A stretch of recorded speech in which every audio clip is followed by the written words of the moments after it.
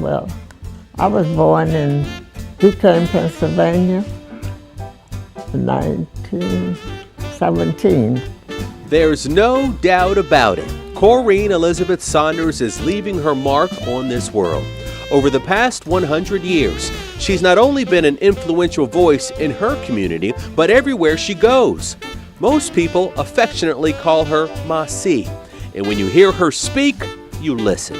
And Mom and Dad's room was back there, and that was the bathroom. But when they added on, because this was just a one-story house. My brother and my sister and all, we had a good life. We didn't have anything, but we had a good life. I mean, we were poor, we never were hungry. We didn't have to move about. We were lucky enough to stay in one place. Oh, the stories she tells, even to this day. Like when she rubbed elbows with entertainers of the past, like legendary singer Lena Horne, and television personalities of the present, like the Today Show's Al Roker. And good morning, everybody. We got some nice ladies here. Where are you guys from? Virginia. And what's your name, ma'am? Saunders, Corrine Saunders. And you got a birthday. Yeah. And how you want to share what birthday? 89. 89. You look great. Oh, happy birthday. God bless. Thanks. She's a woman who met astronaut John Glenn in Lynchburg, Virginia, and sat in the same church as the Reverend Dr. Martin Luther King Jr. And as we all know, she is a treasure trove of information about our own family lineage and history. And this is how it all started 100 years ago. Ma C is the daughter of Stonewall Jackson Miller, a steel worker during World War I, and his wife, Bessie Fowler Miller, born in Duquesne, Pennsylvania, but she didn't stay long. My mother wanted to come back to Lynchburg where we lived.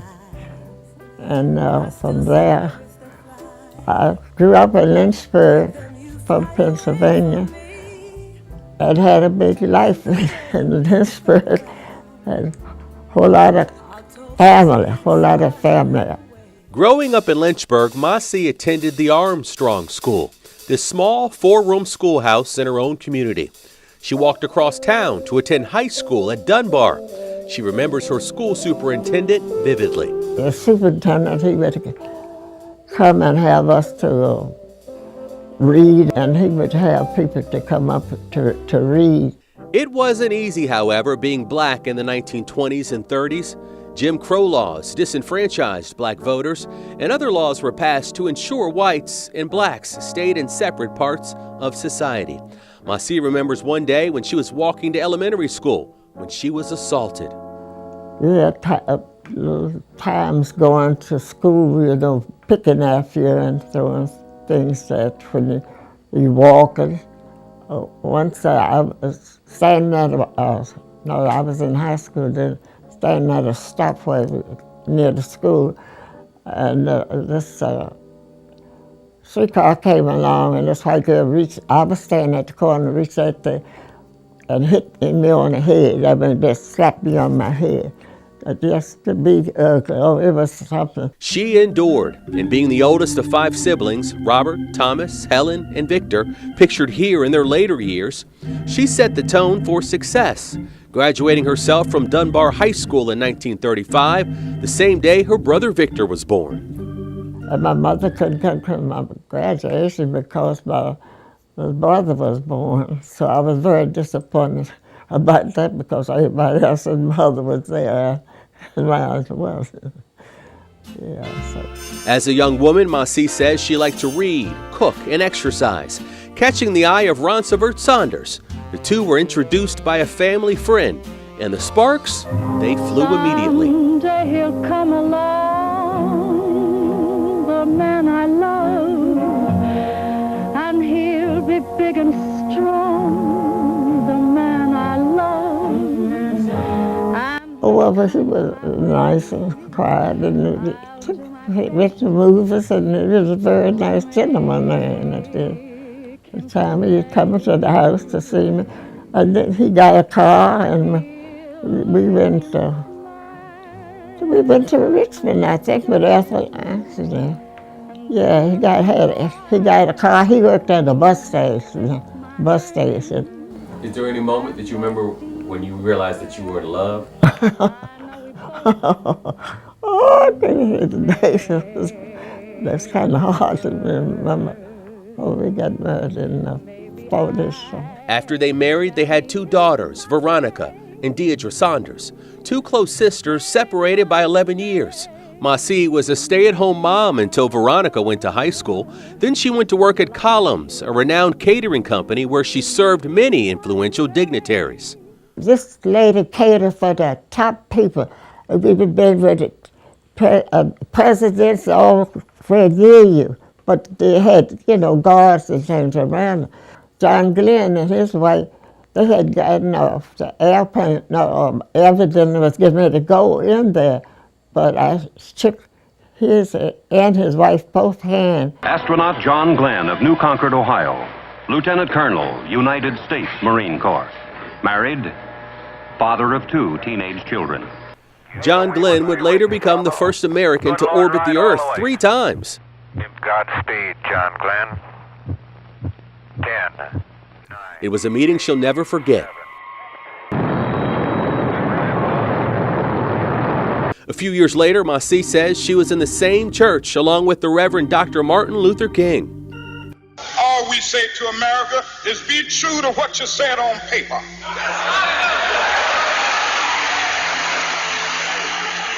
When we went to his church and his sisters and brothers were there at the church and all like that, and those children he had, somebody, a leader to help us from all the wrongdoings we had and going on with us. Yeah. Oh, but when he spoke that piece, with this piece, you could just see in his eyes, like he had a little fear or something about him. I could see him now, and I think they killed that poor man right there. Like that. 1, a 2, and a 3. We've come this far a ways, leaning on the Lord, trusting in His holy word. He never failed me yet. Oh, can't turn around. We've come this far by faith. She's always had a deep love for family. In fact, we've all shared wonderful memories and stories with each other. 10 years ago, we all gathered for Masi's 90th birthday. The Library of Congress had people like Corrine Saunders. This country would be unprecedented. Anybody that thinks this is a great country, this country would be beyond belief if Corrine Saunders was a historian and a bookkeeper. I've never seen somebody that can remember everyone's name to a T. Someone's grandfather all the way down to their great-great-grandchildren, their names, where they went to school, who they used to hang with, who they were reared by, groomed by. America would be unprecedented in the globe if my aunt ran the Library of Congress. Amen. So congratulations and happy birthday. And I guess remember the year 1935. That was the year I was born. And my mother couldn't make her commencement on account of me, I guess. She graduated on June the 9th, and I was born on June the 10th. I have known her all these years. She's a neighbor that you can count on. She's someone that if you ask something, and if you can't remember the date, just call Miss Collins. She has been a friend. Sharon has been a friend. We have known each other. We have grown together. I grew up right next door to Miss Corrine, and that's what I called her all my life. Marcy is a later name. Unforgettable. That's what you are. Unforgettable, though near or far, like a song of love that clings to me. How the thought of you does things to me never before has someone been more. This is the beginning of the family history. We're at 1755, Judy Fowler. Corrine Saunders' family lineage has been traced back to 1755, descending from 8.5 generations of hardworking, honest people. Just be in her presence and you'll know you're spending time with someone special. Corrine Saunders is gaining a well-deserved reputation of becoming a world traveler, pulling the wool over people's eyes. She's showing up across the country unexpected. Can you lie to your brother? You better. Look at her. I'm not much of a liar. Like Candace said, I had to lie to him. I said, Candace, this is not a deceptive lie. Who could forget when she popped up in Miami, Florida, without warning, catching her younger brother Victor and his wife Anna completely off guard.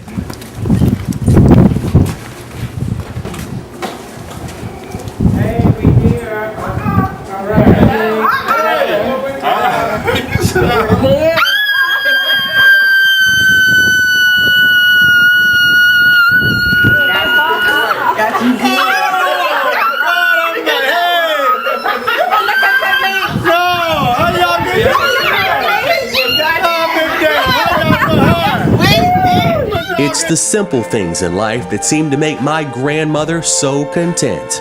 Witnessing a space shuttle launch, special trips to St. Augustine, and even forecasting the weather. She's a woman who inspires us all, one who continues to be on the move. Throughout her life, traveling to Nevada, Vermont, New Hampshire, Pennsylvania, New Jersey, New York, Louisiana, Miami, and Key West. Wherever she goes, she's leaving behind a legacy for all to see. An amazing example of who we are, where we've been, and where we're going.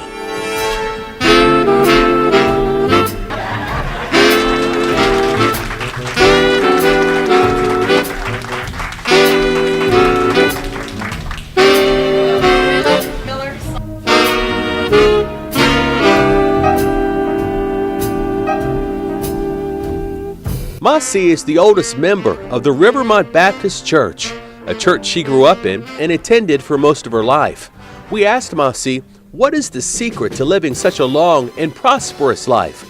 Her answer, a relationship with God and treating others as you would like to be treated.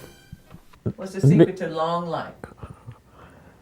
Just do the right thing as you're coming up and treat everybody right. And always think of what something could come back to you when you think about other people. Some people just think, I tell these people down there, you don't think it's going to happen to you. You don't know what's going to happen. You think you're obsolete or whatever. Personally, it's been a blessing to be able to document my grandmother for as long as I can remember. It's been an honor to be able to share the story of a woman that has touched every single life in this room, and she's not stopping anytime soon. I say a little prayer for you.